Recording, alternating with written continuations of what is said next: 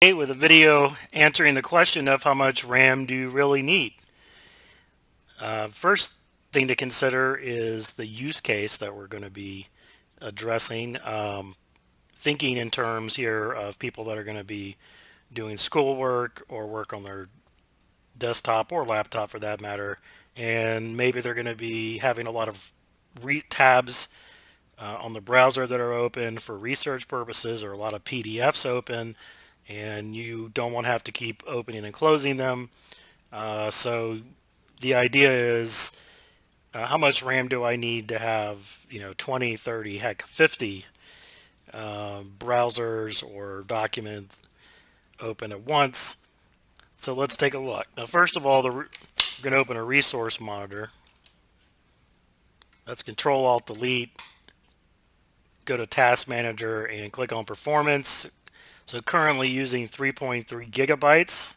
You can see at the bottom, with my cursor, that's out of 32, which is probably a waste that I bought that much RAM for reasons we're about to discuss. So the reason you want to have RAM available for anything that is open, that you're trying to switch between, whether it's video streaming or whether it's documents, etc. The reason why you want to have that is that the computer can switch to that application or browser tab much quicker if it's in RAM. If it's loaded in RAM instead of being on your hard disk, so RAM is typically going to be 50 to 100 times faster than loading something from a hard disk, and anywhere from maybe 3 to 20 times faster for when compared to loading from a solid state drive. Now, some of those new solid state drives that are in that I think it's the M2 NVIMe dot M2 slot on motherboards. Those are actually very, very fast. So they're starting to get, a decent percentage of the speed of RAM. So let's take a look at what happens when I start opening things up. So I'm going to go into my FSU COP 4610 operating systems folder, and I'm just going to go crazy, clicking PowerPoints. These are all opening on the screen, by the way.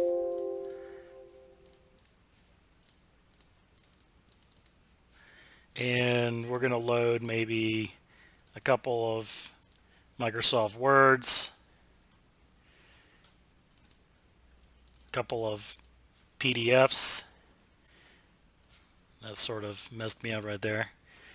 Okay, so I would say I have, 15, 17 Microsoft Word PDFs, about 15 PowerPoints open. And we'll just kind of go crazy here on the internet browser. I'm just clicking random stuff.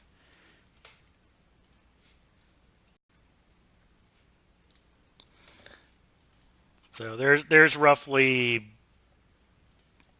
5 internet tabs open right now, well, including the PDFs.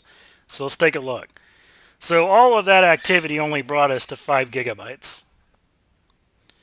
And that is a lot of open stuff. And maybe it would be 5.5 in a maximum case for me doing work.